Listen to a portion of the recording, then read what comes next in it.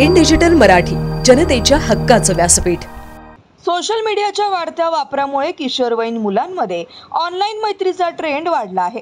मात्र या मैत्रीचा गैरफायदा घेत काही आरोपींनी अल्पवयीन मुलींवर अत्याचार करण्याचे प्रकार उघडकीस येत आहेत। उल्हासनगरातील अशाच एका प्रकरणाने पुन्हा एकदा शहरात खळबळ माजवली आहे। उल्हासनगर शहरातील एका 15 वर्षीय अल्पवयीन मुलीची इंस्टाग्रामवरून ओळख एका 22 वर्षीय तरुणाशी झाली। सोशल मीडियाच्या माध्यमातून झालेल्या या ओळखीचे रूपांतर नंतर भेटींमध्ये झाले। या भेटींच्या दरम्यान आरोपीने पीडित मुलीला लग्नाचे आमिष दाखवून तिच्यावर अत्याचार केला।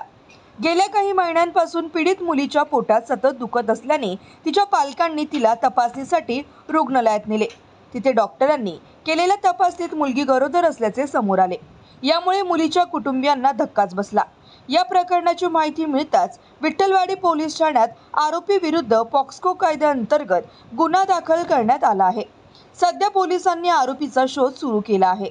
अशा घटनांमध्ये वाढ होत असल्याने पालकांनी आपल्या मुलांच्या ऑनलाईन क्रियाकलापांवर सतर्क राहणे आवश्यक आहे, अशी विनंती पोलिसांनी केली आहे।